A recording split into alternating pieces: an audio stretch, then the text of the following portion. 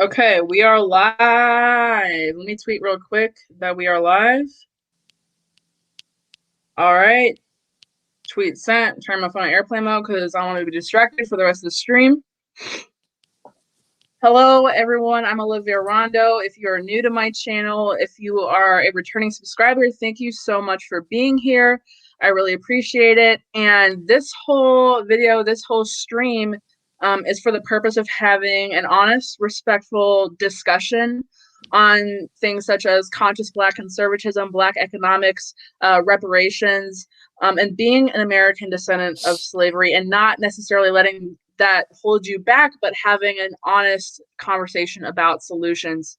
If you guys are unfamiliar with me, I consider myself to be a political activist, commentator, and writer. I'm a college student and a collegiate wrestler, and I consider myself ideologically to be kind of conservative, kind of libertarian, 100% pro-Black though. And let me just let Charisse introduce herself. Hi guys, my name is Charrise Lane. I'm a college student as well. I do consider myself to be pro-Black, and I also identify as a conscious Black conservative. I am a registered Republican, but I do criticize both parties. So that's me, and I feel like we hold the same views, but we are also different. So that's what we're here today to talk about our differences and what we can do as conscious Black conservatives. Exactly. And just a little bit more background on myself. I'm biracial, so I'm half American descendant of slavery. I'm half Black American, and I'm also half Caucasian. And I don't want to speak too much for Charisse, but she is also a half American descendant of slavery as well, and half Jamaican, correct? Yes. So My dad is from Jamaica. My mom is from America. I was born in America. I never been to Jamaica or anything. The only thing I'm connected with for Jamaica is like the food. I don't really speak. I don't speak patois. awesome. None of that. So, but yeah, I am half ADOS, and but I've been here all my life. So, and I was raised by ADOS people. So, yeah. Right. I just wanted to make that distinction because I think we both have kind of unique perspectives and are looking at the issue from a different lens. I would love to have somebody who is like, full ADOS on here at some point, but I think having two people who are half and the other half is something different, I think that makes for an interesting conversation, and we both come from, I guess, different places. Hello, everyone in the chat. Hello, Wayne, the Alchemist, and Kai. Yes, we are very pro-American. Thank you for joining us today. And guys, feel free to drop questions or comments in the chat throughout the live stream. We will be putting some up on the screen to answer. But for now, let's jump into it. So I want to ask Charisse this question first, actually, to you, your personal definition. What is conscious Black conservatism, and how are you living a conscious Black conservative life? What does that entail? It's you first being Black and conservative, but also being conscious. And when I say conscious, I mean being aware of what's going on in your community, not brushing it off, not brushing the issues off in your community, basically, and saying, oh, just because I'm conservative, I don't see this, or just because I'm conservative, a lot of people say you shouldn't make things based on race and this and that.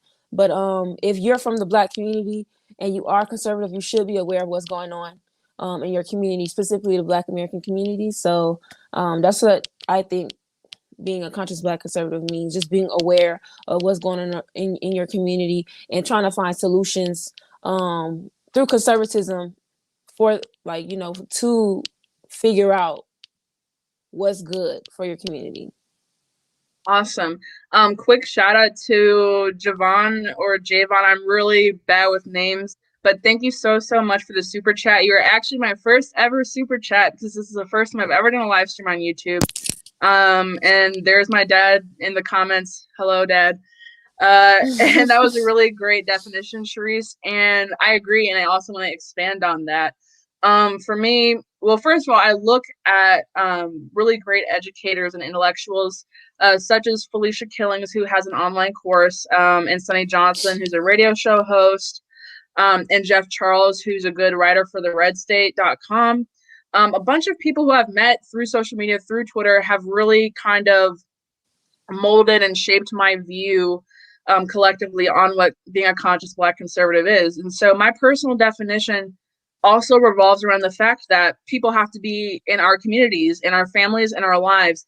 I don't think that conscious Black conservatism involves negative stereotypes, negative talking points on Black people. Right. And when I say that, I mean, I don't want to talk about Black men particularly in a negative way. I don't want to blame Black men for fatherlessness rates, crime rates, things like that. I think there are a lot of outside influences on those things. And yes, we do have to look internally as a race and as a people. But I don't like to put all the blame, like I call this like a Fox News talking point. The kind of people that say, oh, shut up and dribble, just pull up your pants, just get a job, pull yourself up by your bootstraps. And there's definitely merit to those comments. I'm not saying that it's 100% wrong, but I think to be a conscious Black conservative, you have to like Black people. First of all, you have to love being Black. You have to love yourself. You have to love being around Black people. Right. You can't be scared and nervous at the Black function or at the Black family reunion. And this is something I struggle with because, like I said before, I'm biracial, and so there's a lot of inner turmoil with that, I think, in America in this day and age. And right now I'm very comfortable in like my racial identity, and I identify very much so with my Black side, but there was a time where I did not. Both the high schools I went to were majority white. The first one I went to was overall pretty accepting of me. I really have no complaints of racism there. The second one was a private school, and I tried so hard to fit in. I straightened my hair. I bleached my hair. I let people say horrible, horrible racist things to me because I just was like, I would rather fit in with the crowd and, say that Black people do this, Black people do that, Black people are criminals, than be looked down upon myself. And that was the wrong thing to do. And I was 16 at the time. I only went to that school for one semester. And it just kind of opened my eyes. So conscious Black conservative. I'm sorry? I said I didn't have that problem. I grew up around Black people my whole life. Yeah, we even were just the private school I went to was predominantly Black American private Christian school and conservative. So yeah, I didn't really go to a PWI, or I wasn't around a lot of white people until I got to college. So right, yeah. So that's another thing that we come from very different backgrounds on. But being in that environment kind of shaped my view on conscious Black conservatism because I was around a lot of conservatives, but they did not like Black people. And maybe they didn't know they were being racist, but they definitely were.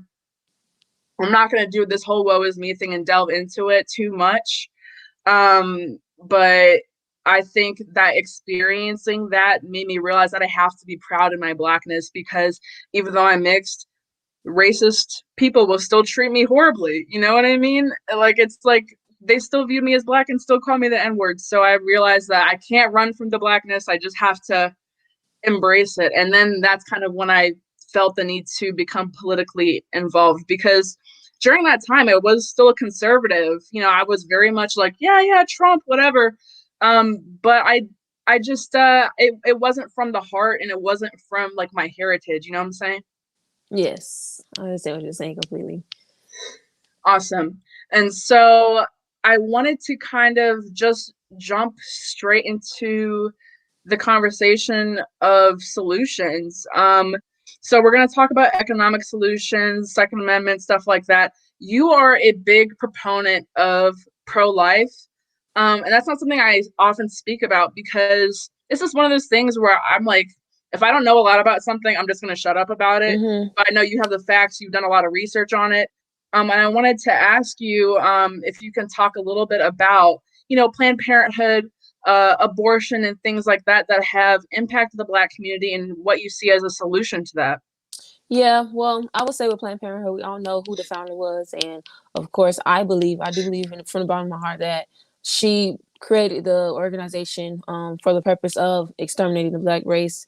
When it comes to being pro-life, I do believe that if you say you are pro-Black, you cannot be pro-choice. because if you're pro-black, you want to see the prolonging of the black race, and you cannot see the prolonging of the black race if you're killing off your offspring. So I'm definitely pro-life, and I do believe that being pro-life is good, and being pro-life technically equals being pro-black.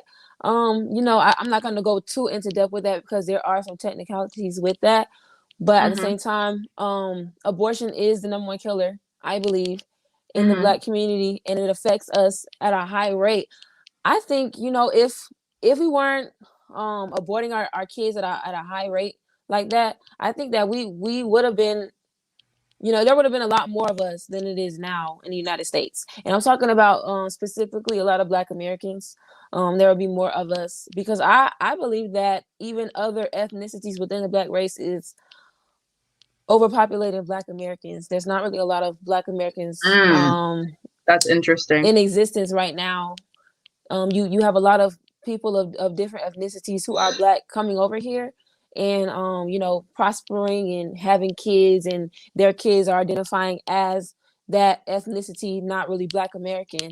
So I definitely believe that abortion has had a hand in exterminating Black Americans, and hopefully we find a solution to that, because if not, I don't think there's going to be a lot of us in the future. Right. Yeah, Javon says we should be about 30% of the population. I don't know about exact numbers, but I do think it's a little sketch that Black people are only 13% of the population for like the last century.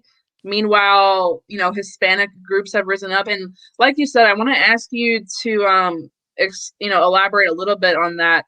By different Black ethnicities, you're referring to like immigrant groups such as from Africa, the Caribbean? Okay. Yes. So the other two parts of the Black diaspora, so Africans and Caribbeans, and then you do have Black Hispanics as well, which are Caribbeans, I would say. So yeah.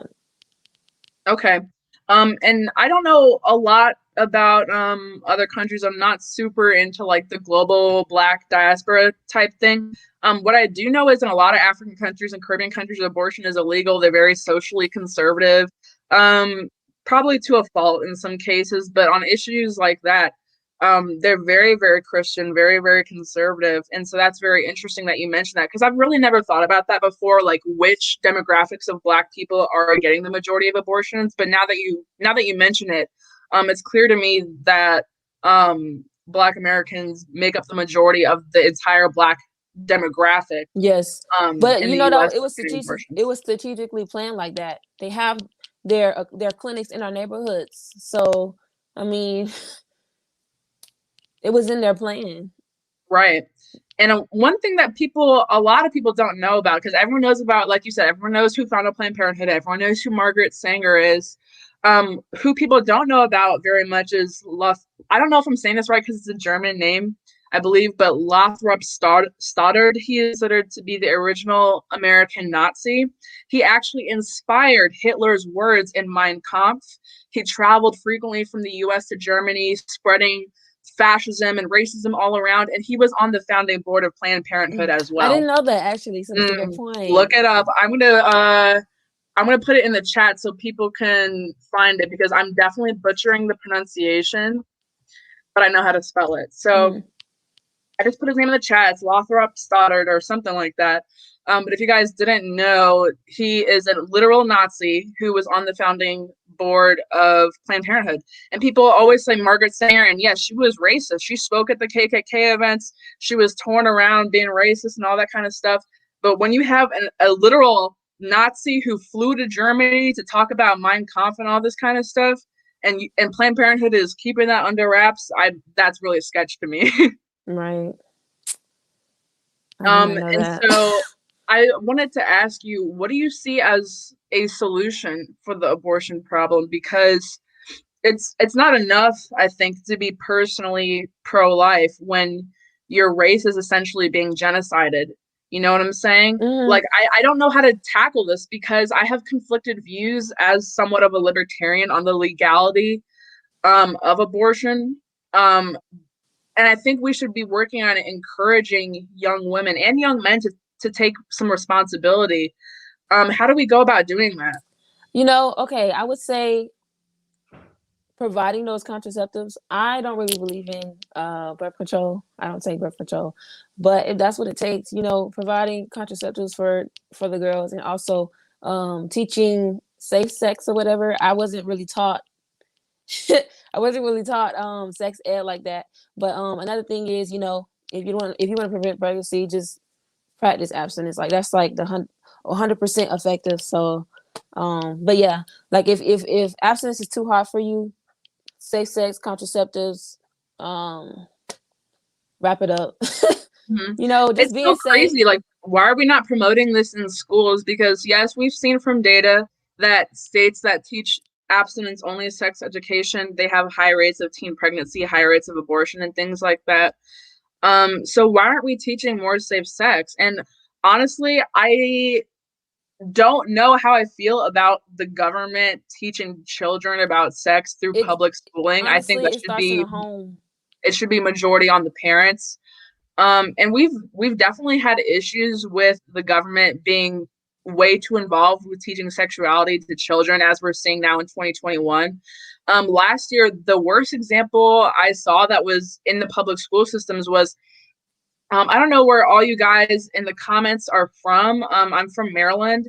And so I'm pretty involved in local politics in the DC area, Baltimore area. And last year, I was interning at the Daily Caller, and a fellow intern of mine is also from Baltimore, and he was writing an article about how in a Baltimore public school, they were giving out birth control at school in like the health department, or like like the nurse's office at the school. And this was two young teenagers, like 14 years old. Of course, it's Baltimore. It's an all-black school system, all black teachers, all black health professionals, all black nurses, all that. And this girl experienced a medical emergency because they gave her the shot in the arm, not even a pill, not even a patch, a literal shot in the arm for um, her birth control, and her vein ruptured. Like, it was insane how the government was allowed to give a 14-year-old an injectable form of birth control at school. I Did her mean, mother that was know? just, it was, I'm Did sorry. her mother know? No, they don't have to give consent. I don't know Yeah, I if don't that was agree with legal that. or not, I don't but agree with that. the intern that I was talking with, who was doing the write up on that, he was like, they don't even need parental consent to do this. They're giving Mm-mm. out birth control in the schools. Um, Thank you so Mm. much, jalapeno ketchup, for the $5 super sticker. That's really nice of you, dude. Um, but anyways, my point is, and I think you definitely agreed that if we're gonna teach like very comprehensive and good, safe sex and health, that should definitely start in the home, and the government should Mm. not have the power to regulate social issues such as birth control and stuff like that, especially when teenagers are involved. Right. I just think that more parents need to get educated on how to talk to their children about this, and Hmm. not letting the government have a hand in their child's life. That's why me personally, whenever I do have kids, I'm not putting them in public school. It's going to be a private school, I will do everything I can to be able to private afford to charter, like do homeschool, homeschool or something. private school or a homeschool group even or something like that. Because I mean, as a person who went to both public schools and private schools, like I jumped schools around a lot. I went to private school for kindergarten, public school for elementary, public school, a magnet public school for middle school, a magnet public school for high school, and then the second half of high school I did a boarding school. So I like jumped around a lot. Mm-hmm. Um, and I didn't necessarily have a bad experience with public education. And this is not to toot my own horn or anything, but I think just growing up, I was smart enough to kind of like tune out the indoctrination. But I think a lot of people will fall for the indoctrination. Like, a lot of people will be like, oh yeah, the public school should be able to inject my kid with birth control. You know what I mean? And I'm not down with that. That's crazy. Hopefully it doesn't get worse, but it looks like it's getting worse in the public school system. So again, I would not I be mean, putting they're my trying to children put there. critical race theory into everything now. I don't even know what No. that's supposed to be. Um, Um, mm-mm. anyway, so we've covered abortion. If you guys have any more questions or comments about that, put in the chat. We'll answer them. Um, but next up, I kind of wanted to talk about something that I'm very passionate about, which is the Second Amendment and gun rights. And I'm probably not the most educated person in the world to talk about this. Like, I'm not Maj Toure. Shout Yeah, out to me Maj. neither. Or Antonia Okafor. Shout out Antonia. She's a spokeswoman for GOA. The GOA is way better than the NRA for you guys watching.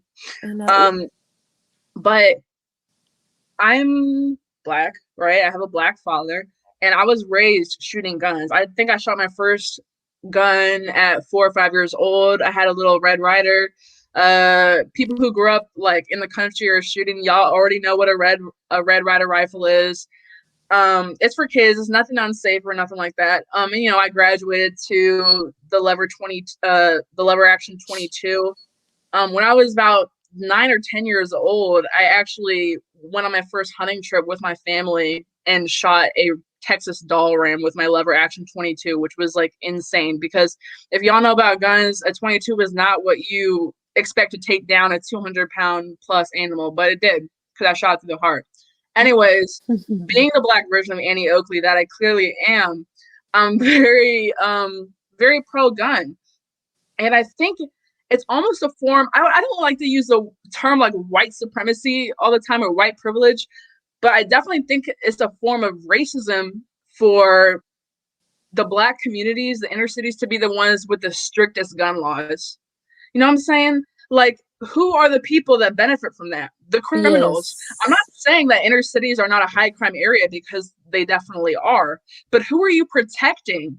Who are you protecting when you take away the law abiding citizens' guns? Because the people who suffer from that are just the mothers who are just trying to protect their children, the fathers guarding their homes. You know what I'm saying? Because I guarantee any gang member who has a gun, that shit is unregistered. It does not have there's no number attached to it. The number has been filed off. Their name is not on it. They don't have a license. They don't have any training. Those are the people that will keep the guns. And those are the people who do have the guns in places like DC and Baltimore. You can't have a gun in DC, but there are guns in DC, if you know what I mean. DC at one point, I don't think it is anymore, but at one point was the murder capital of the nation and still has very high crime if you go to Southeast. And they're not allowed to have guns, but someone's getting shot every freaking week there. So what does that tell you? And then when you look at like the local politicians, a lot of people who are, local politicians in DC, they're black. That's why I don't want to say, oh, it's white supremacy, because they're black Democrats, but I do feel like they're participating in systemic racism, because if you look at the history of gun control, how did it start off? The slaves were freed, and the government came in, swooped in, enacted all these black codes and all these laws to take away their Second Amendment rights because they didn't want to have power, and made everything 10 times harder for black people. And we still see it today, and it pisses me off how people don't see it. I think if you're a black person that is pro gun control, I just I it's hard for me to resonate with you. Right. And I do see where some people are coming from if they grew up in a place with a lot of heavy gang violence and shootouts and drive-bys and all that kind of stuff. But I just want to stress to them, those guns were illegally owned. None of those guns were bought at the gun store. I guarantee. Listen, Okay? I grew up in that type of neighborhood. When I go home, there's still every week I hear something in my neighborhood. So But at what the is same your time, perspective on guns growing up in right. that kind of I am neighborhood? pro Second Amendment, and I do believe that, especially when it comes to certain types of felons, if you're a felon, you can't own a gun at all. I don't think that's right. I think considering and you have to basically take into account what this person has done, what they're doing to get better, and redeem themselves. And from there, I think that they should, based on what they did, I think that they should be able to own a gun. I mean, people are getting arrested if they're a felon for having a gun, if they just want to protect their families. And I don't agree with that at all. I think that that's a setup as well. That's a setup, especially for a lot of our black men. They need a gun to protect themselves, especially in the neighborhoods that they're in. And then when they can't have one, they still go get one. And then if they get caught with one, they get sent right back to jail. And I just think that that is a setup in itself. Mm-hmm. And It's it's entrapment. a cycle. It's Yeah, it's a definitely a setup. cycle. Like you know, they're gonna go back to jail anyway. So why not? Right. And I think kind that's of how these people think. They're gonna go back to jail anyways. yeah. that kind of leads me into the next topic I wanted to touch on really quick before we jump into the economic portion, because I definitely want to talk about capitalism and reparations and all that kind of stuff. But the last topic I want to touch on before we jump into the economic discussion is the war on drugs. And what you said reminded me, because something is illegal doesn't mean people are not going to be able to get it. You know what I'm saying? And so I think the war on drugs has been another area where systemic racism has been really prominent in America, and people can deny it all you want. There's facts. I actually just wrote a paper on why marijuana should be legalized about 3 days ago for one of my poli-sci classes. But Black people are arrested at about 3 to 4 times the rate of white people for marijuana possession, even though they possess the same amount. Like literally the rates between white and Black marijuana usage, there's a very, very small disparity there. So when you look at the arrest rates and the conviction rates and who actually gets sentenced to more time for possessing marijuana, for selling marijuana, for growing marijuana, Black people always get the shorter end of the stick. And then I ask people, why should it be illegal? There has never been a death caused by a marijuana overdose. If you guys know, it takes about, and this is not a chance for y'all to be like, oh, you guys are lightweights, but scientifically, 2 shots of vodka is enough blood alcohol content to have somebody feel comfortable, not drunk, just relaxed. 20 shots is enough to cause a fatality. So just 10 times the amount of alcohol needed to consume for you to feel good is enough to kill you. The same fraction for marijuana is about 1,000 times, and it's impossible to smoke 1,000 grams of marijuana. You're just not going to do it. So overall, it's much safer. Overall, it's much healthier for you. It's not rotting away your brain. It's not eating at your insides. You know what I'm saying? And it's very similar with cigarettes. People aren't dying of cancer from marijuana. And so you have to ask yourselves, what is the main factor keeping marijuana illegal? At the very least, to criminalize it, you know what I'm saying? I am an advocate for making it legal, though. But what is the main point that people are trying to make? Because they know it's safer, and they know that Black people suffer more from the war on drugs than white. So I think it does have very, very large roots in racism. And people are always like, oh, systemic racism doesn't exist, blah, blah, blah, blah, blah. Just because it's not written in a law doesn't mean there's no system, okay? And that's the main argument I see on Twitter whenever I say something about systemic racism. They're like, which law says that Black people can't do this? Which law says that Black people have to be arrested for more time? That's not what I'm saying. When there's a system that carries it out and there's statistics and facts to back that up, that's systemically racist. I definitely agree. Yeah. I mean, me personally, I don't smoke or anything like that, and I am a Christian, but I do believe that marijuana being illegal right now is having a huge effect on, especially a lot of our Black men still being in jail. I mean, I don't think it's fair for marijuana to be legal in some states, and in those states, people who sold marijuana and went to jail for it are still in jail for it. I don't agree with that. And so I think that the war on drugs did have a huge effect on our community, and that we should do something about it. Mm-hmm. Why is my dad in the chat listing all the guns I've shot? Hold on. Okay, yes, I've shot an AK and SKS, lever actions all the time, 12 gauge shotgun. I hate the 12 gauge shotgun. At least, okay, the last time I shot it, I was probably like 13. So I think it left like a big bruise on my shoulder because y'all don't know, 12 gauge shotguns, it's heavy, slug's heavy, a lot of recoil on that. SKS is one of the favorite guns I've ever shot, but lever action 22 has a special place in my heart because that's where I got my Texas doll ram with. Anyways, I thought it was interesting. You said you don't smoke, you're a Christian. What role does I'm not trying to come for you, but what role does your religion, play in the marijuana thing? Because I'm not super religious, but I'm not aware of any mention of marijuana or anything like that in the Bible. And I think it's more so the way that I was raised as well. There are different sects of Christianity in itself. But I was raised Pentecostal, and in a Pentecostal church, you don't drink, you don't smoke. Yeah, none of that. So it's partly the way I was raised as well. I really can't point out to you in the Bible where it's talking Mhm. about marijuana, but I can point out to you where it's talking about do not be drunk with wine and things of that nature. Like don't be drunk, or being in your right mind. Being aware of your surroundings, basically.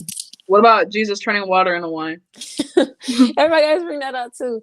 I don't know. I I'm don't just know. I feel like it was asking. I'm just different. I asking. feel like it was different back then. But then again, no. I don't really know if the wine was grape juice or was it actually wine. Wait, you're saying that he actually Like made grape juice? back then, I don't know if it was really wine or if it was your grape juice, because I Yo, have in heard the those argument for times that as they were well. giving. In those times, like 12-year-olds was drinking wine Because with it's dinner. like they Like, didn't really have clean water, so they drunk wine. That's yeah, what alcohol is like yeah. the only way to have like clean, liquid back then. Somebody asked earlier, let me scroll back and find it, but somebody asked about gerrymandering in Maryland. And I do see the effects of it. Again, it's like one of those topics that I don't want to like speak on if I don't know a lot about it. But I just like recently, like within the last month, started looking into it. Um, and I think I need to research it more before I put the blame on any one Same, party. You know what I'm same. saying? Um, so yeah, honestly, I became more interested in the gerrymandering stuff because a lot of people, a lot of Texans were complaining about it because they're like certain districts are cut in a certain way that is only rich people in it, only white people in it, and they have more power, like they have electricity. So that interested me in the topic. I just haven't looked at it too much in Maryland per se. I have to do my research some more on that as well. But I do know that's one of the effects concerning systemic racism as well in the Black community. So yeah. Nice. Okay, so I want to now jump into the economic portion. And since I started off with the gun thing and the drug thing, I kind of want to kick it over to you. We don't have to talk about reparations just yet. I kind of want to build up to that. So, what is your economic ideology? Do you consider yourself a capitalist? Do you consider yourself to be pro, like a mixed economy, laissez faire? Like, what do you think? Okay, I do believe in capitalism, um, and I don't think socialism is good, but in some aspects, you do need Uh, a all little right. bit, Explain. a Elaborate. little bit of Elaborate. socialism, like when it comes to, I believe, healthcare or things of that nature. So, like, A do you little mean bit like of it, Medicaid or do you mean yeah, socialized healthcare? huh? Do you mean Like Medicaid or socialized healthcare?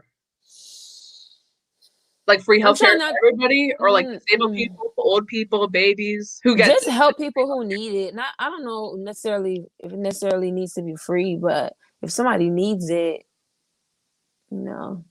But I am a capitalist though. I don't really believe in socialism or communism like that.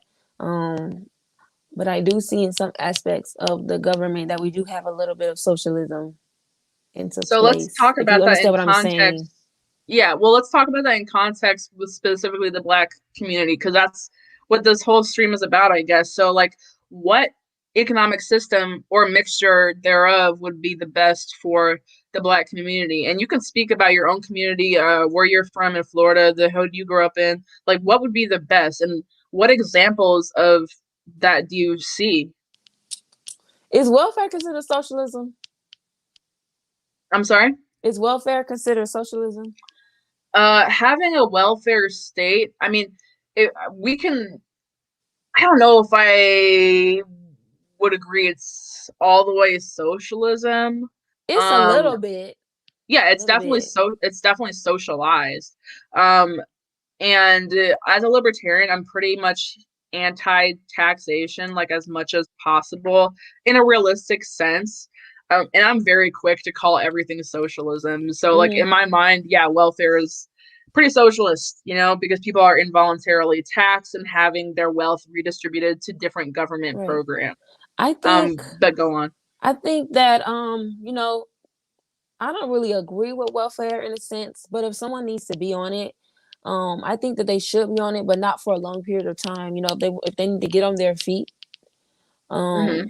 and be on it, I think that there should be a timestamp on how long they should be on it. They shouldn't be on it for their whole life, because that does, I believe, hold them back from discovering their true potential and, you know, what they can do in this life. But if someone needs to be on it, I don't see a problem with Mm-hmm. it, just not for a long period of time.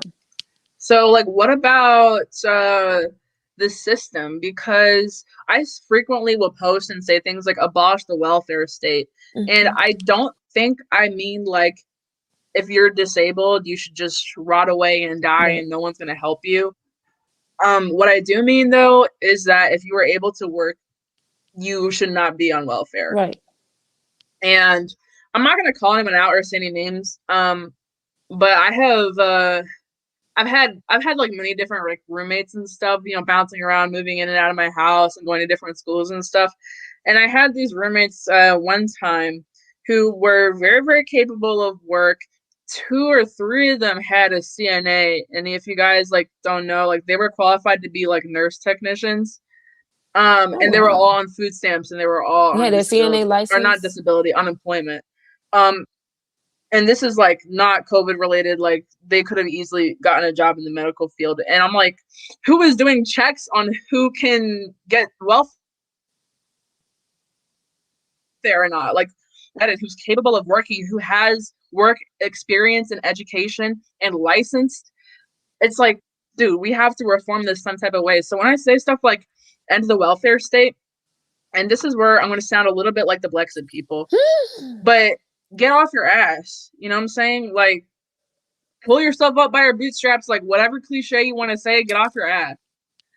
So, but overall, I think capitalism is the main way for the Black community to achieve Yes, economic mobility. I I agree. mean, we live in a capitalist nation. I mean, it's definitely a mixed economy right now. Um, but there's a lot of emphasis on capitalism, especially in the local sense. So I just see it as a way out. You know what I'm saying? I see it as a way out. A kid in the hood who can't go to school, doesn't have the money for college, starting a business, that's a way out. You know what I'm saying? Don't rely Yes. on other people. Don't rely on the government. Don't rely on the Democratic Party because they're not going to help. I mean, they'll give you welfare. I'm not going to say they're not going to give you welfare, but you will be stuck there forever. Yes. It I don't it know a lot it of people that want to be really, stuck in the situation they're at right now forever. right. You know what I'm saying? I think it hinders you from discovering your true potential. Like I said, I see nothing wrong if you're on it for a little period of time, but eventually you're gonna have to get off of it and try to find a hustle for yourself, or what you're gonna do to get out of the situation It's that you're in. it's all about hustle. I had a bunch of different jobs before. I've worked at a gym. I've been Got a a lot of camp jobs now. counselor. I've waited tables. I've written articles. You know, back in the day, like when I was like in my middle school entrepreneurship days, I like started Mhm. my little businesses. I published like comic books and like bracelets, made jewelry. Like I've always had some type of like side gig type thing going on. And that's a weird hustle that not a lot of kids these days have. You know what I'm saying? Like the kids that. So I'm Gen Z. I think you're Gen Z too. I don't know where the Yes. millennial cutoff is. Okay, so we're Gen Z, and I feel like the latter half of Gen Z is just sitting around on iPads all day, and like they don't do the same shit that we had to do. I mean, they can even make money from social media though. They got I know that's like TikTok. my They can make that's money like from my new that. thing I've been trying to do. I'm really bad at it. And I feel like anytime anyone tries to make money on social media, they're like, stop the grift. So I'm just like, okay, sorry. Yeah. how Well, I'm saying like TikTok has a creator fund. I was banned from the creator fund, so I don't make money from that anymore. But I was making a much little bit of how money. how much money does people make on the creator fund? Because I don't even be on TikTok that much. You have to have a lot of views in order to even make a lot of money. I think the most Okay. I made was like $30 in a month. Oh, okay. No, like literally YouTube is the same way. Do you guys know how much money I make on a week in YouTube? My YouTube studio says 73 cents I made this What week. the heck? So it's not like I'm not getting rich. I just do it for fun. But thank you so much for the super chats. And if you do want to support my channel, I do have a Patreon. Oh, I do know how to use this. Okay, so my Patreon just popped up there. Patreon.com/Olivia Rondo. That's how you support my channel. And then let me just plug my Twitter and your Twitter real quick. If you guys are just from YouTube and not from Twitter, I don't know why you would be, because the only reason people are on my YouTube is from Twitter, because I'm not that great at YouTube. But if you don't follow my Twitter, go follow that. Here's Charise's at Charrise Lane. I think did I spell it right? Yes. Okay, perfect. Anyways, time to jump into reparations. Let me read the comments real quick. Yeah, let me read the comments. Capitalism is hustling, taking advantage of the opportunity. Shout out to you, queens. Hey, thank you, DJ Protocol. Oh, Protocol. That's very, very nice play on words, sir. Do either of you follow Tariq Nasheed or Yvette? I do follow Yvette. I follow Yvette and I follow Tariq, yeah. But he doesn't like me. But we're not going to get into that. Tariq, oh my God. Okay, so I want to. Okay, so there's two main groups arguing for reparations, right? It's ADOS and it's FBA. And obviously, I don't have a problem with either. It's just the leader. The alchemist who asked that question knows the difference. But for all who doesn't know, FBA is Foundational Black Americans. That is Tariq Nasheed. And ADOS, American Descendants of Slavery. That's I always just say ADOS because it's quicker. That's founded by Yvette Carno. And both have their merits. I'm not the biggest fan of Tariq just because he is very quick to call everybody a white supremacist. You know, he's called Black people white supremacists. Like, he really doesn't care. And I'm also concerned where some of that money is going, because the only thing, like, I Googled Foundational Black Americans. I Googled FBA. I couldn't find a website for it, but I did find a GoFundMe for it that had $100,000 on it. So I'm like, okay. But anyways, both groups are pro reparations. Thank you, Elwalk, for the super chat. I really appreciate it. I think ADOS is more pro reparations than FBA. I don't really know, because I don't follow Tariq. The only time I see Tariq, every time I see Tariq on my timeline, it's involuntary. I haven't like muted him or blocked him, because I've actually I've liked a couple of his tweets, because sometimes he's like, oh, well, you know, Trump did this, where's Biden? You know, sometimes somebody said, Javon said FBA are the ratchet cousins of ADOS. I'm not going to endorse that, but I do find it funny. FBA are the ratchet cousins of ADOS. I love that. Anyways, so I'm going to bring up, let me see if I can share my screen. I'm going to bring up the ADOS website.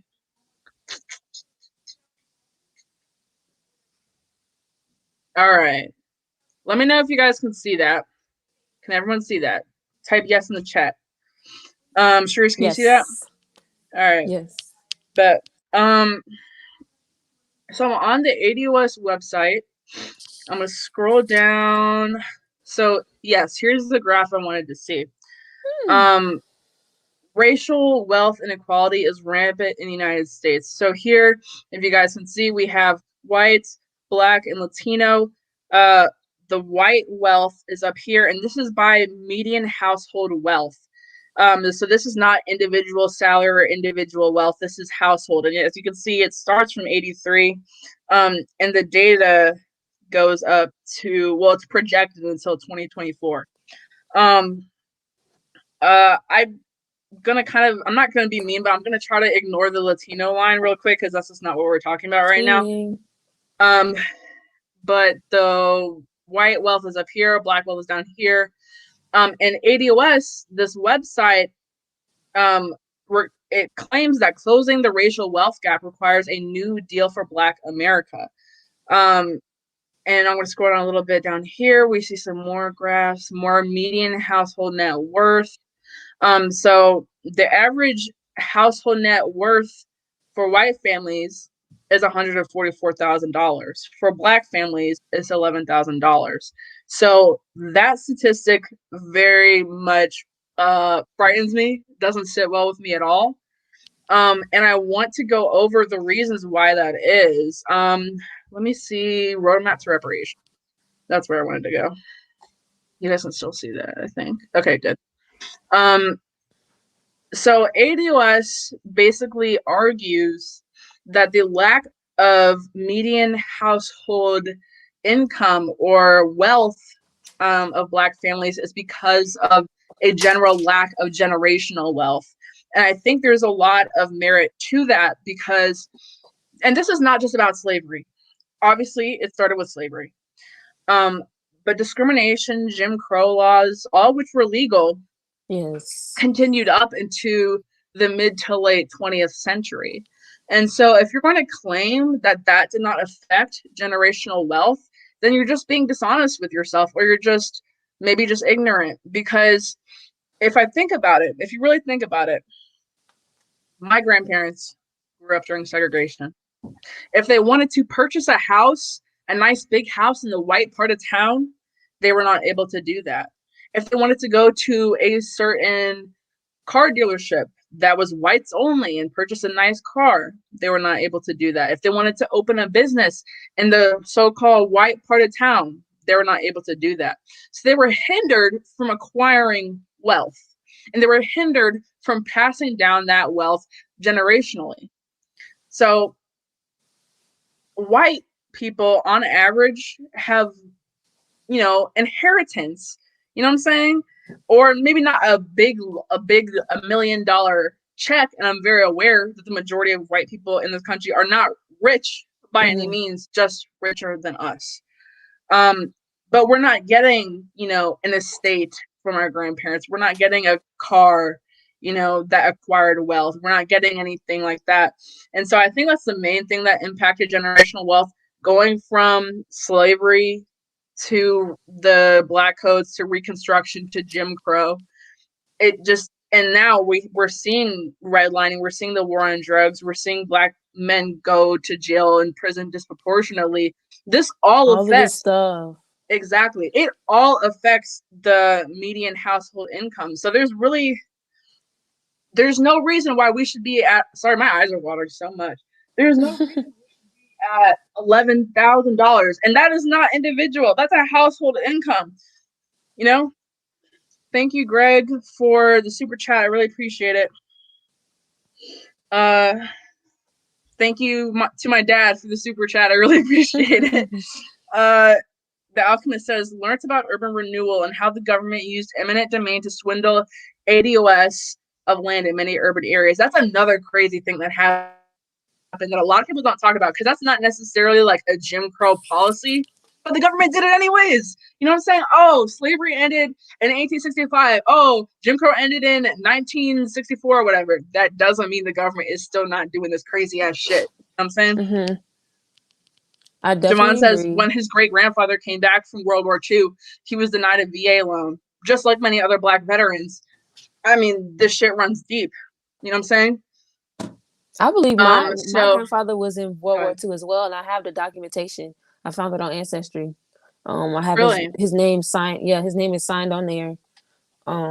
Did you have any stories of him coming back from World War II? Or no, I don't think my grandmother knew. I think this is probably her great grandfather or something. All I knew was I found it on Ancestry, and she said that is her great grandfather or great great grandfather, one of those. I don't know if he actually went, but I definitely saw his sign up. It was his sign up card, and it was his name on there, his signature and stuff.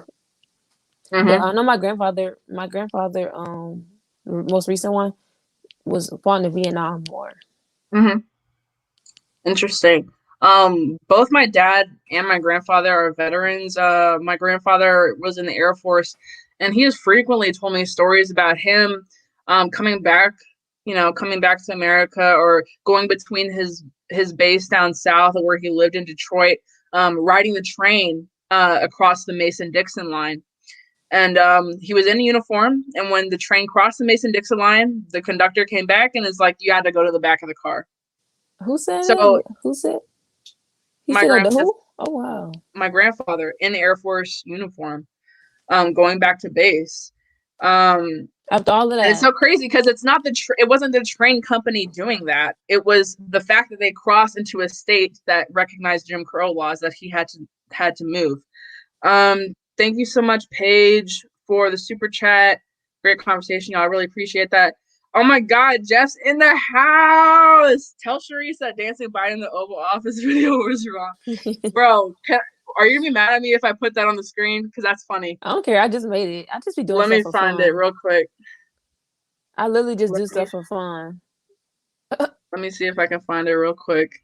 And Let you me guys, go to I your can't page. dance. I just do it for fun. I love my No, she TikTok. cannot. No, actually, it wasn't that bad. It wasn't that bad. I learned the dance. You That was the learned dance it? they had. Yeah. Okay. I don't know if my screen will let me And will they even play hear the like, music?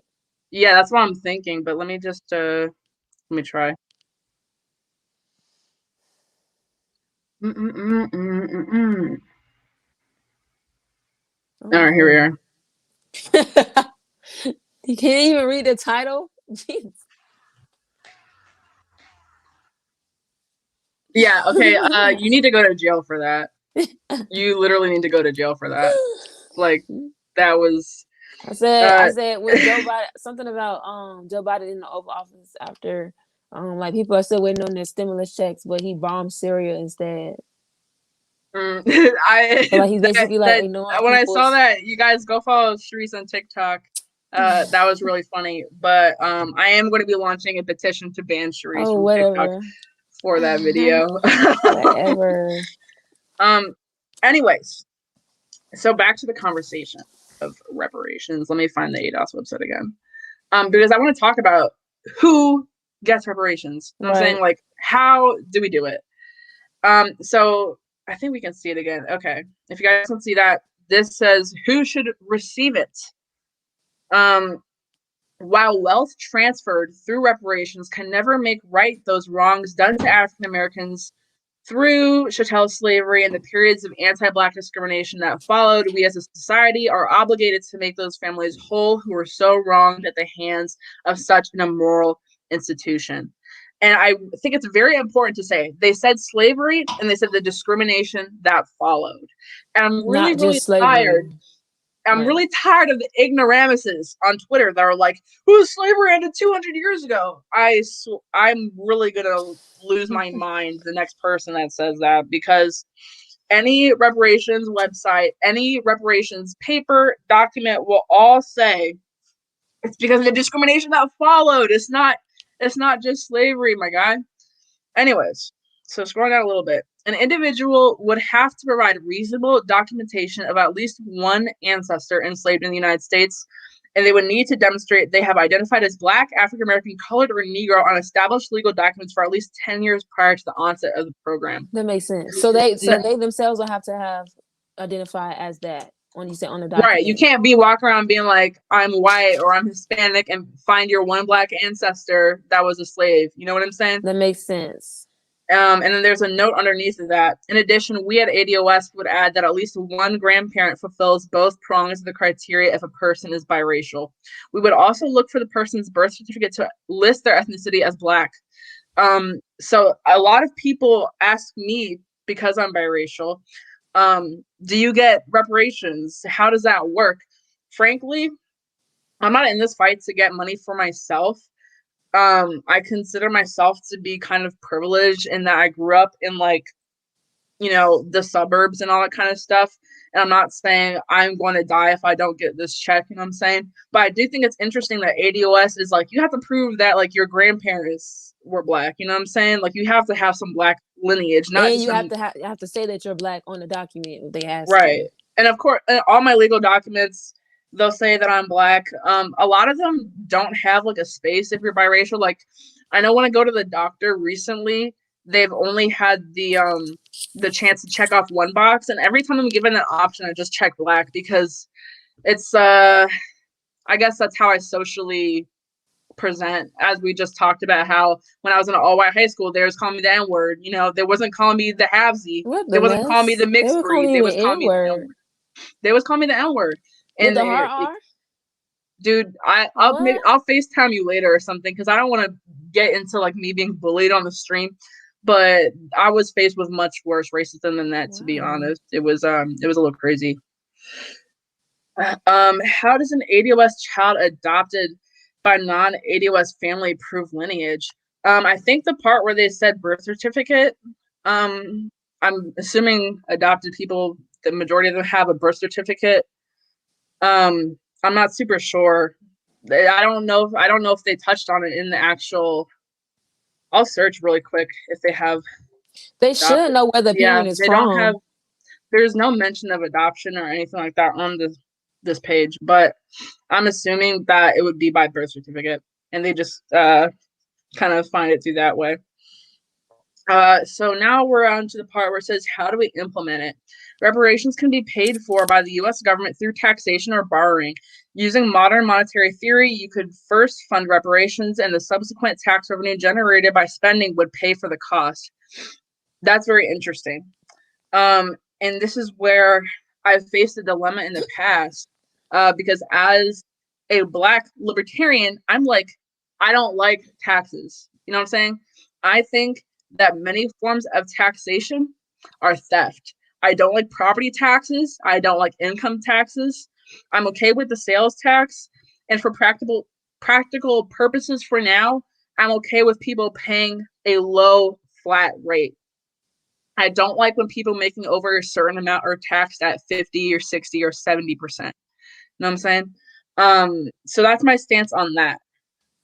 So for all intents and purposes, taxation is here and it's not going to go anywhere anytime soon. So I'm like, okay, well, now that it's here, I guess we can use it. But again, I don't like the welfare state. I think that a combination of reducing or abolishing the welfare state, abolishing a lot of other taxes like property taxes, income taxes, would allow more money to flow into the reparations fund. And just like on the AOS website, it says the increased spending from more cash flow to the Black community, the taxation would in part fund that. So that's interesting. And this is also my first time reading like the whole ADOS plan like in depth. So that's good that we're on that. Right. Next, I would say go this. ahead. I would say, I used to never like really agree with reparations, like in the form of a check, because I didn't understand the economic backgrounds and the reasons behind it. But as I did want more research, I'm for it now. And of course, you're gonna get bad feedback. I guess bad feedback from it, and people saying, "Oh, you're a liberal now." Those conservatives say, "Oh, you're a liberal because you want reparations." No, Bruh, don't at the end of the day, even. I'm Black before I'm conservative, and I'm Black American at that. And I have faced, and seen the huge wealth gap. I didn't really grow up, as you would say, privileged. Mhm. Um, my mom is Black American. My parents are divorced. Grew up in the hood, and grew up in those suburbs. I did go to a private school, but that was in the hood, and I was on a scholarship. Thank God for school vouchers. How was your experience there going to a Black private school? I loved it. They taught me everything. They taught me because it's Black Americans too. So it was in a Black American church, and the school is Black American, and I learned my history there. I learned conservative values. It's also a Christian school, so Christian values as well. And so I think So when that's a great environment people say you're to. like whitewashed, then you just laugh because you just Yeah, grew because up. I grew around white people my whole life. I don't even I don't even think my voice even sounds weird to me when I do interviews and stuff, because it's like I sound so country, and I'm from Florida as well, so I guess I have a different Yeah, accent you from sound the way you said Florida. I'm I from have a different Florida. accent from a lot of other Black people in other states, I guess. But I'm Mhm. definitely not whitewashed. And the only time I really like got around white people is when I came to college. I was around Black people my whole life. My grandfather's a Pentecostal pastor at a Black church. Mhm. So I'm a PGK, preacher's grandkid, and I was around Black people my whole life and still am when I go back home. So I don't Mhm. understand when people say I'm whitewashed, because I'm definitely not. Am I kind of a nerd? Yes, a little bit. I hate that they say Black people can't be a nerd though. There's plenty of Because I blurs was a out nerd there. in high school, and I still feel like I'm a nerd. I'm a huge But nerd, dude. I'm a huge nerd yeah, about politics, about shows, about books, about movies. Like I'm a huge nerd. I completely relate to that.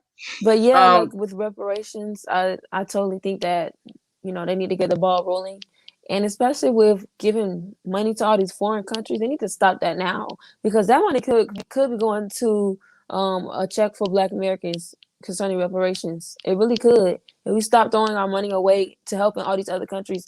Yes, it's good to help people, but at the same time, why do we always have to be the police nation for everybody? We don't have to. We need to focus on Americans, America first. America first.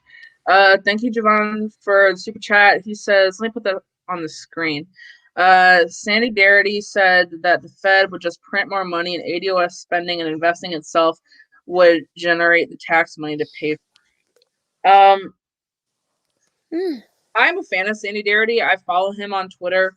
I would love a follow back, Sandy. I don't think you can print more money though. I don't think you can print more money. And I am in complete favor of abolishing the Federal Reserve as a libertarian. But thank you, Javon, for the comment. Just stop C-Rod giving says money the away to all these dollar. other countries. That's it. Go ahead. Stop giving money away to all these other countries. That's what I'm saying. C-Rod says the dollar is already becoming less valuable. I agree. It's a little crazy.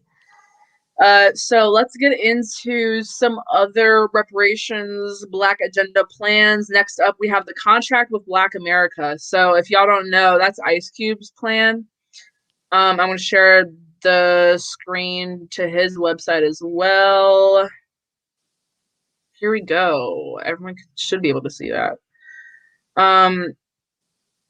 So this is a website, Contract with Black America, contractwithblackамerica.us. If you guys would like to, I know it's a kind of a cool logo, the Black Power fist with the pen in it. That's pretty cool. Oh. So here we talk about, this is not the main page. I already went to the economic section down here. But I talked about the economic impact. And then I really want to touch on, they have the same thing, the median household wealth. I really want to touch on who should receive restitutions, because these bullet points are very, very interesting to me. So I'm going to read it out loud. So if you guys can't read it, our goal is to propose economic strategies and processes to address the concerns of the 40 million living descendants of American slavery. As a group, they range between 3 to 5 generations away from this legalized economic atrocity and are current victims of post-civil rights discrimination, such as racial policing and increased costs of court and legal fees. So that, in my opinion, is referencing the discrepancies between Black and white arrest rates for the same crimes, convictions, longer sentencing, all that kind of stuff. Credit discrimination and higher costs of interest. So I haven't done a lot of research on this, but basically the claim here is that, when a Black person goes to the bank, they're denied for credit or they have a higher interest rate. Housing markets discrimination and depressed home values. So I actually saw an article about this the other day where a Black family went to get their home appraised, and then they were dissatisfied with the amount that they were given by the appraiser. And then they sent a white person or some type of way, they masqueraded as a white lady to go appraise the same home, and they got a much higher price. Mm-hmm. So I actually can't say if that's a widespread event, but that's just what they were talking about. Job discrimination and persistent wage gaps, mass incarceration and loss of wages, subprime mortgage collapse, and race-based exploitation and student debt disparities that are impacted by race. So I do not see that in my life. Like I'm unaware of any disparities between Black and white student debt and what the reasonings for that are. So I'm not like super familiar, or I don't necessarily agree with everything on this list. It's a little different than the ADOS, the website, but that's just what it says. Let me scroll down a little bit. Compensation for lost wages. Economist Larry Neal calculated the differences between average wage paid to non-Black laborers and the expenditures for expenses paid for slaves, such as clothing and housing. This calculated to 1.4 trillion in 83, now estimated between 5 to 8 trillion, with 5% assumed interest. So that is kind of heavy stuff. That's the reason those are the reasons that Ice Cube gave when he brought a contract with Black America, because y'all know he met with the Trump administration. I believe he is meeting with the Biden administration. I don't want to speak too soon on that. Is he? Still waiting. I don't know when it's gonna happen. I know Black Lives Matter is still waiting. They're not getting a meeting. Mm-hmm. they're not getting a meeting. Happen. You don't think so? What has it been, like a month? Yeah. It's been over a month since he's been in Over. office, like a month and like 8 days or a week. Anyways, so Ice Cube took this plan to Trump, and we're gonna go over the platinum plan next, actually. I want to hear from you guys. I want to hear from Charisse. What is your opinion on those bullet points that he listed? I mean, I I definitely can put think that them. Ice Hold on, Cube. let me put them back on the Yeah, screen. I Actually, definitely sorry. think Ice Cube is a great advocate for the Black community. He always has been vocal concerning issues for the There Black you go. American community specifically. So I don't really have a problem with any bullet point that he has. He hasn't really shown himself to be a what people consider a sellout. I don't think so. You know, he is kind of big in Hollywood, but not to the point where he's selling out his own people. And so I appreciate the fact that he is bringing these things to the higher powers that be, like their attention, and Mm-hmm. trying to get something done. And not only that, but he's getting he's being advised by people who are more in depth with this stuff than he is. So So yeah. I'm curious. What is your definition of a sell? Like, what do you mean? What does it mean when somebody sells out their race, sells out their community? And who are some sellouts? I mean, you don't have to name Oh, names, but I'm I'm not just gonna name curious. any. Like a celebrity, like a black celebrity, or just an example. Like, what would make somebody a sellout to their race? I'm curious. I would say doing anything and everything they can to get, hand claps and praise from, No white liberals. yeah, um, and putting us putting the Black community in the dirt, like throwing us in the dirt in the process. If that makes any sense. Yeah. So I am gonna name names. Reverend Ooh. Al Sharpton, Oh yeah, yeah. sellouts Like they alert. want that money, they want the fame, they want the money, they want the fortune. Who's So that they do other everything that they dude? Like can. Bishop, the Talbert Swan. That dude, isn't he a pastor Yeah, too? Yeah, yeah. he can go to hell. Like, Ooh, sorry, but respectfully. all right, sorry. He's a sellout, and he doesn't do anything positive for the black community. He He is just on the talks. side of the same people who are aborting the black community, displacing the Yeah. black community with illegal immigration. That's the side that he's on. I'm sorry, I don't want to tell people to go to hell, but he can go to heck, because that's that is unacceptable. And to be in a position of power, because I don't know about like the white community and all that.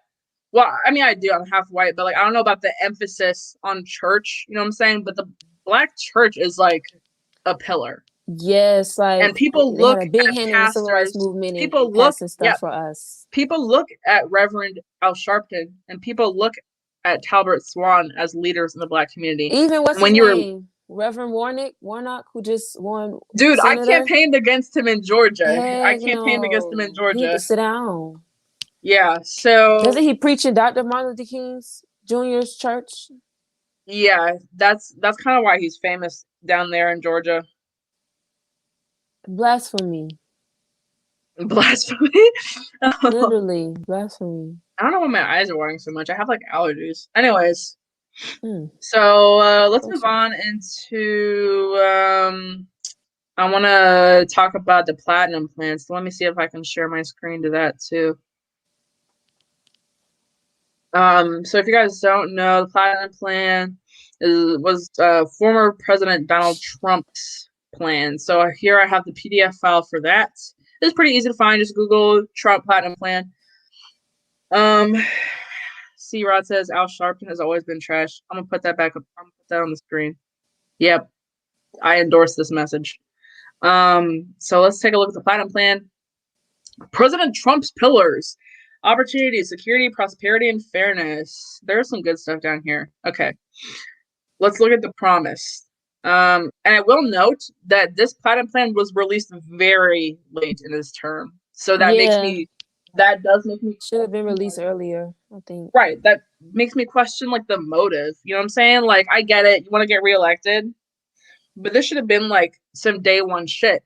But I also am going to give credit because didn't have the connects to the black community, because right before this was dropped, Sonny Johnson, Wayne Dupree, they were up at the White House They were talking to Trump about advocating. this. Yes, So advocating to shout out to us. Sonny, shout out to Wayne.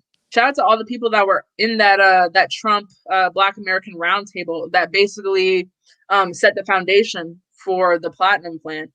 So let's read it. 3 million new jobs for the Black community. Give Black churches the ability to compete for federal resources for their community.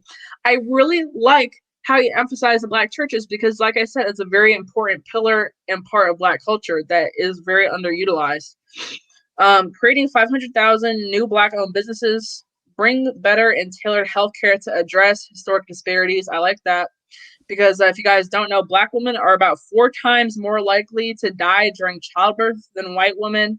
And if you guys have seen my previous video, which I originally uploaded to Rockfin and then re-uploaded to YouTube so you guys can see it too, I was talking about discrimination in the medical community, how the United States has betrayed Black Americans' trust in terms of medicine. I referenced the Tuskegee experiments and how Black people don't trust the COVID vaccinations and all that kind of stuff.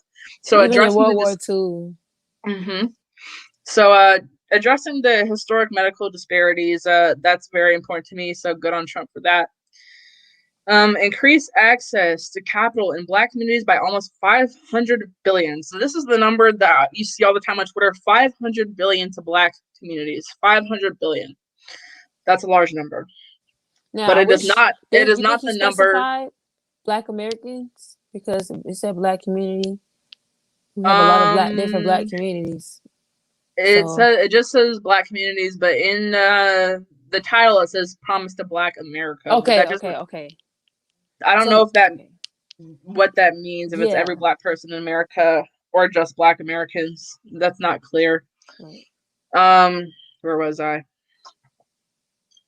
So the number that ADO or the Black America, I think Contract with Black America said was between $5 to $8 trillion, and this is 500 billion. So I want to note the difference between those numbers.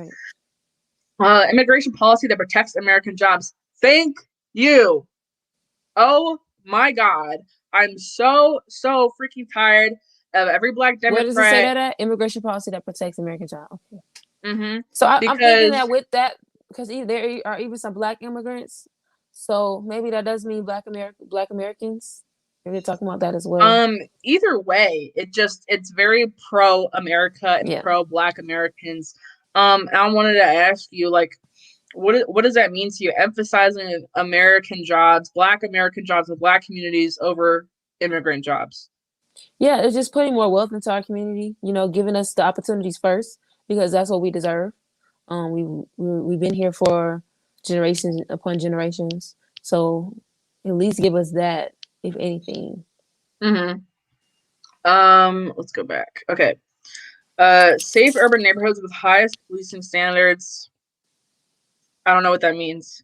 I don't know what that means. If that means ending qualified immunity, if that means ending no-knock raids, if that means ending the disparities between white and Black policing, then good. But that's a very general statement.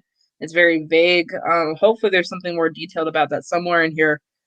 Okay, advanced home ownership opportunities and enhanced financial literacy in the Black community, access to better education and job training, and onshoring manufacturing to advance jobs.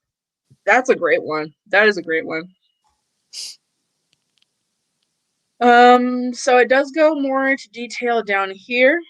What I would like to say, though, is that this plan does not encourage or suggest direct cash payments. The $500 billion that they keep mentioning right here, seek infrastructure funding that will lead to widespread growth in the annual $500 billion federal contracting opportunity. So that's not like they're not cutting a check, you guys. So I don't know. People have different definitions of reparations. I'm not going to say that this is not a form of reparations. It's just not the specific one that we want. I think it is definitely tap dancing around it because he did have to appeal to his other audiences as well. Yeah, but I think that exactly, it's something. And I think the best part about that is that it brought more Republicans and conservatives open to the idea. Because if a Democrat said $500 billion for Black communities, would the Republicans and racist? You're playing that's racist. What about my ancestors? They was Irish. What about the Irish? They was Irish. We was Irish. Yeah, I not a fan. Get out of here. Let me let's read some more comments. Google the New Black Deal by Donald Trump. It's on his asset server. Okay, cool. I'll look into That's that. recent? All right. Okay. I'm not really sure, but somebody says, Peter says, the fact that it's a black agenda shows the divide. Let's put this on the screen. This is the Peter problem I says the fact have. that it's a black agenda shows the divide. Instead, why not an American agenda? Oh, that goes against some hidden black only agenda. Listen, I'm putting this on the screen to ridicule you, Peter. I'm putting this on the screen. Go ahead, This is the Charisse, problem go that ahead. I have. Why every time we're asking for something for our community, you want to tap in and say that? Aren't we Americans as well? We're not excluded from that. If we're talking about a black agenda, it's for Americans. We are American. We're talking about black Americans. And like the reason I put this on the screen, dude, like no hard feelings to you, but if you've been listening to the conversation where we just talked about and gave facts to the disparities between the racial wealth gap and racial sentencing gaps, funding, stuff like that, you will know that there are very different Americas at play here. There's not an overarching America that affects everybody in the same way. So yeah, I it just said want to know why why not you an guys always American doing agenda? that. Why not an American agenda? It is an American Because agenda. because America didn't give black people a chance in the first place. There was an anti-black agenda. Now it's time for a pro-black agenda to offset like literally slavery, Jim Crow. That was the anti-black agenda for 400 years. There was an anti-black agenda. Now it's time for the pro-black agenda to offset that. My question is, why do you guys do this every time we talk about something for Black Americans? Why, if it's I'm just for waiting for him to Hispanics say. I'm or just for waiting for him to say his Asians ancestors are Irish. I'm or just waiting for for Native him to say Americans he's or for Irish. Pacific Islanders, why do you guys never say anything about them? Why do you guys never complain about when it's something for them? Why every time something for Black people, you guys complain about it and say that we're being separatists and we're not wanting to unify? Well, who separated us in the first place? That's what I'm saying. Well, that's like, but people are like, why are there HBCUs? Why do you need a black college? Who separated us? Who wouldn't allow Black people into their colleges? So we had to make our own colleges.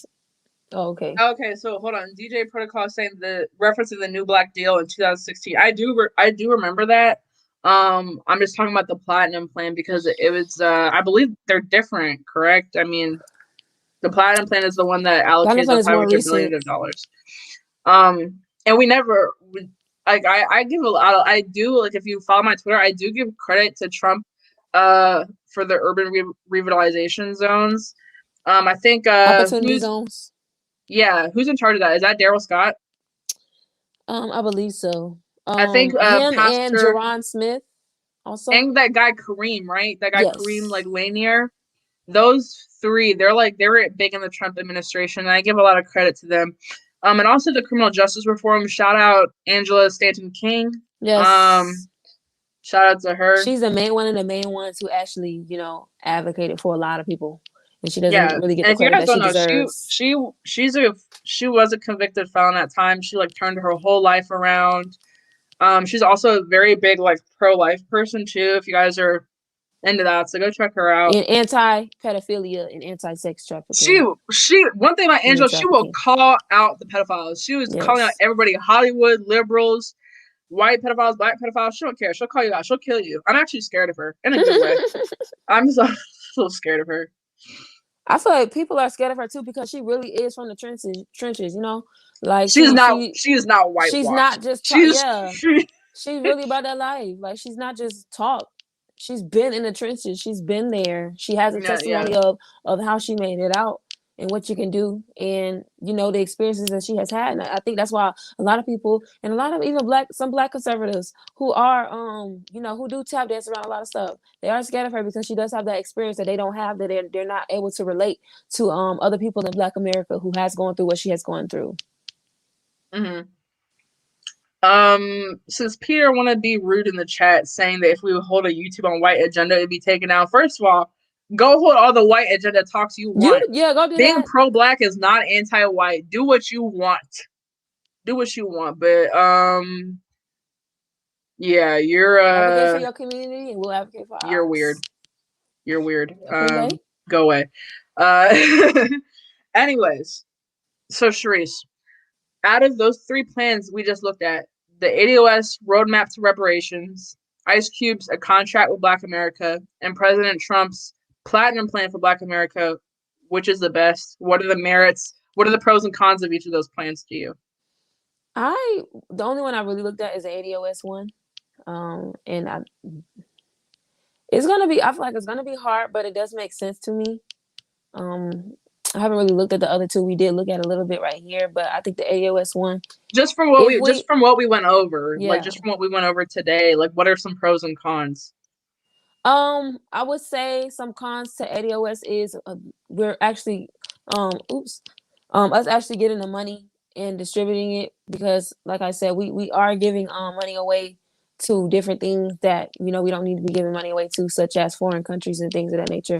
So definitely like the money part, actually distributing the money. And, you know, people say, you know, how will you know who to give it to? Well, I believe the government, they have that documentation, and if they really wanted to do it, they would do it. If they really wanted to do it, they would have already done it. They haven't given reparations to a lot of other ethnicities. It might not have been as much as we're owed, and that's partly because they basically skipped out on giving us anything at all concerning that. Exactly. And so that's why the like value you're saying, has natives. Yes. I'm not saying Native Americans got treated perfectly, because they're the only group in the United States that I'm like, yeah, you guys may even have gotten treated worse than the Black Americans, because I mean their race is almost extinct in America. However, some of them, the tribes, cut a deal. You know what I'm saying? The Japanese people, they cut a deal. Right. I'm not saying those deals were perfect, but they didn't get got nothing. something. They did not. Yeah, we did precisely. not get anything. We were promised 40 acres and a mule, and we did not get it. I would take 40 acres as reparations. I would take land. Honestly, yeah, I would take some land. I would take land over a check. I'd take some land. That'd be nice. Maybe a mule. I don't know how to take care of a mule though. I think that was just a metaphor, but you know what I'm saying. So yeah, I completely see where you're coming from. What did you think about the Platinum Plan? I think that it should be more specific.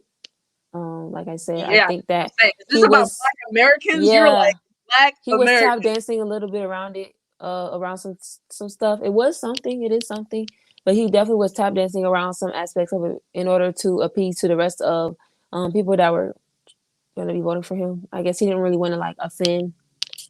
I don't think he wanted to say specifically reparations, because he didn't want to offend his honestly voter base. The word reparations invokes they're scared of the word reparations. It invokes something evil in boomers, right? It invokes something from the pits of hell. They're like, slavery happened 400 years ago. I had nothing to do with it. I don't know, like, bro, ain't nobody talking about just slavery here. The Irish.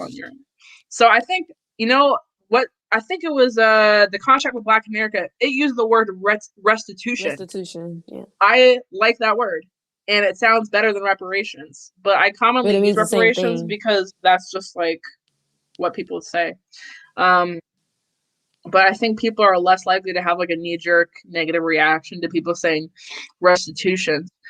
And it's like similar to when people are like, I thought you're a libertarian. Like, why do you want like just a handout? I'm like, to me, restitution, reparations, that's not a handout. That's a debt.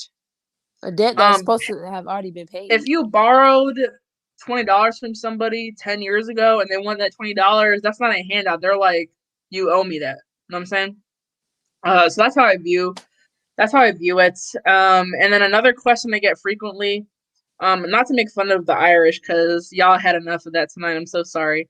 But when people are like, oh, like, you know, my ancestors came, we were immigrants. We came after slavery. You know, we came in the 30s. We came from Italy. We came from England. Whatever. But your ancestors still had a hand in that discrimination. Especially in Jim Crow.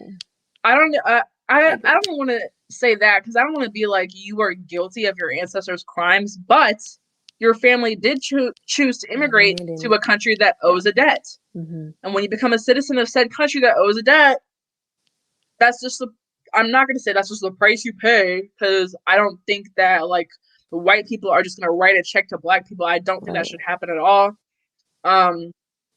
What I'm saying is taxes can be reallocated We're all away. paying Even Yeah, descendants of taxes can slaves, we're definitely be all paying. reallocated. Um, They think they're gonna be the only ones paying. We're all paying. Taxes comes out of everybody's pockets. First of all, can I just say how much I hate Jeff because he's telling us to take the Oh mule. It my might be fun to ride god. it around. Okay, now Ray says 40 acres and a Hellcat. So Hellcat, this is SRT. I was about to say, Good Ray luck, listens to G City sister. Girls. If you 55, suck they teeth. All right. Not Yeah, a we're not rapping. Are you JT? Sure is JT. If we move to Oh Germany and my become citizens, the goodness. taxes we pay go to the. I'm gonna put this up on the screen. If we move to Germany, the taxes Oh, we would pay would go to the descendants of Holocaust survivors. good point. Boom. That's exactly what I'm trying to say.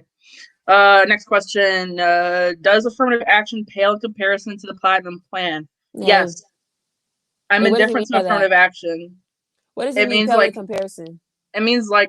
we don't benefit from it as enough, in comparison. Oh, yeah. It seems I heard white women benefit more from affirmative action. That's what I heard. that's what I was about to say. I literally wrote a whole ass article about this. White women are the largest beneficiaries of affirmative action in America. White liberals have manufactured who is a minority and who is not to the point where white women are a minority just because they have a vagina. So that's yeah, affirmative action is not good enough. It seems it hasn't done much, but doesn't have any connection to this conversation. Yeah, I'm like not a fan of affirmative action. I don't think that Black people should have to have like lower test scores to get into a school. Lower, like I don't think we should lower the requirements because that just implies that Black people are stupid and we're not. Clearly, we're smart as hell. I'm just kidding. We have the ability. We have Might have to work harder, but we do have the Yeah, ability thank you to for get the things question, done. Michael. Though that was a good question to ask because we really haven't even talked about affirmative action at all. I don't think in this stream. Charisse, do you have anything else to say? I think we covered a lot of topics. I will say being pro-black isn't a bad thing, and I hate that people try to demonize someone who identifies as pro-black. I do identify as pro-black. I'm not anti other races. I'm just pro my race more because I do see the effects of what the system has done to my people, and I just want my people to do better, and I want us to thrive and excel more. So, I want to I ask think that's one it. more question about who you consider to be your people. Do you feel a similar tie to like the immigrant slash Jamaican or Caribbean community? Like, are you involved in that as well? I have tried, but it's really hard when you weren't born there and you weren't raised by. I wasn't Mm, specifically raised by my right, dad. your My dad dad's is the side. Jamaican one, right? Um, yeah, I was around my mom's side more, and if I could be honest, I low key felt my dad's side didn't really like me like that. Like, they're a little bit colorist because it's like everybody on my dad's side is biracial, kind of, sort of, Oh, and and it's you're just like like, the dark skin of the family and they don't like yeah, you. like me and my siblings. I want to say they don't like me, but they definitely had some favoritism with other cousins, and Interesting. I definitely felt like me and my siblings were treated differently. So I wasn't raised on my dad's side. I see them maybe once a year or once every 2 years. I don't really see them like that, and I've tried to really get into the culture, but it's hard when you wasn't raised in that culture. Like I've tried to learn patois. Like there's no way. I'm gonna Interesting. have to So take when classes for that. you say my people, like your people, that's ADOS. Like there's the ones that you were raised around, like the majority of your Yes. family. And I even Gotcha. worked in a Caribbean. I worked in a Jamaican restaurant, and they literally said to me, "You're not Jamaican." I told them my dad is Jamaican, and they said, "You're not Jamaican. You don't speak patois. You're not from Jamaica. You're not Jamaican." I was like, well, some said that I was, some said that I wasn't. So Mm. it's like I'm not biracial, but I sort of feel biracial because I'm a Definitely part of like in two terms of culture, diasporas. it's like Yeah, bicultural or something like like that. that's I'm like I have nothing against interracial couples, but me personally, my dating preference is black men because it's like I saw my dad have a little identity issues. My dad is mixed. I saw my dad have a little bit of identity issues, and even I have a little bit of identity issues when it comes to the two different diasporas that is a part of my blood. So I don't want my kids to go through that. I Mm, got you. like I just don't want them to have to go through that that mental struggle of trying to figure out who they are. I got you completely. Yeah. More power to you. I mean, if you're pro-black, you want to have kids by a black man, you want to marry a black man, have a black family, like, dude, like, more power to you. For me, like I said earlier, I did used to struggle with black identity. I never was like, I'm white, but I think I put more emphasis on being like, I'm not black, I'm mixed. You know what I mean? Like, it's a very stupid thing because mixed is not a race. It's Like, not. black and white are races. So when people are like, people, and black people tell me this all the time too, you're not black, you're mixed. And like, I understand where they're coming from. However, again, mixed is not a race. So like, when I say I'm black, that's not a lie. When I say I'm white, that's not a lie. I'm black and white. Like, it's like, what do you want me to say? What do you want me to do? Like, and I don't go through life like white people don't look at me and be like, yeah, she's one of us. Like, it's just, I mean, maybe that's the one drop rule and maybe that's racist. But in this country, it's like if you have a black parent, you were socialized as black. You're looked at as black to me. I mean, I do see you. I do see you as biracial, but again, at the same time, you are seen as a black woman in this country. Yeah, like I'm not ashamed of being biracial. I'm yeah. like if given the chance, people are like, what's your race? What's your ethnicity? I'm gonna say I'm black and I'm white. But yeah, like it usually just my experience, black people would see me as one of them and white people will not. So that's just my experience. I do want to answer the question that I asked you earlier. Which one of those plans that we looked at, the Roadmap to Reparations from ADOS, Contract with Black America from Ice Cube, and President Trump's Platinum Plan, practically, I think that the Platinum Plan has more like of a More of a realistic chance. chance. Yeah. Yeah. Which is why I'm like, I understand like your like distaste for Trump kind of dancing around, like he won't actually say reparations. But I understand. Right now. I It's the understand, best we can right? get right now. But if Yeah. I had my way, I would go with the ADOS plan. No, if I had my way, I agree with the ADOS thing more than Ice Cube's what was it called? Contract with Black America, just because like Ice Cube was tacking on all these different things like college debt and all this kind of stuff, but I'm like, I don't really see it there. I'm just not educated enough to see it, but I don't really see the disparity there. What I do see is the disparity with the racial wealth gap, household or median household wealth and generational wealth. Does anyone have any other questions? We've been on the stream for over an hour and a half, so put your comments now, and I'm going to once again remind you guys to support my channel.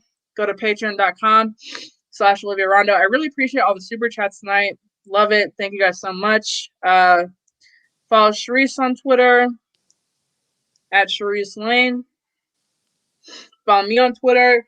And also my Twitter name is pronounced Rondo Olivia. I thought it was really cool and really hip back in the day when I made it. You said back in the day. Back in the day when I made that username, I was like, that's so cool because my first name begins with the same sound that my last name ends with. So I was like, let me just make it Rondo Olivia. And then like nobody knows how to say it. So yeah, that sucks. Let's see. All right, there's no new comments, so I'm gonna let y'all go. I know there's a lot of CPAC stuff to watch and catch up on, and it's a Sunday night, so I'm gonna let y'all do whatever y'all gotta do. But thank you so much, and thank you so much, Charisse, for joining me on my first ever YouTube live stream. No problem. You guys didn't know, me and Charisse known each other for like 3 years. So and I stuck by her even when some of my we have been through was coming against her. I stuck by her. We've been through some stuff. We're like some of the original people left from like the original friend group we were in. I'm not gonna call it. I'm not gonna say anything. Yeah, like thank you guys for watching. Ones besides Jordan you're like one of the only ones that I communicate with still at this point. I talk to Khalik a lot. Khalik's like my BFF. Yeah, he keeps so I don't really talk to him like that, but he does keep up with me. Yeah. All right. Thank you guys. I'm gonna end live now. Have a good rest of your night. Peace.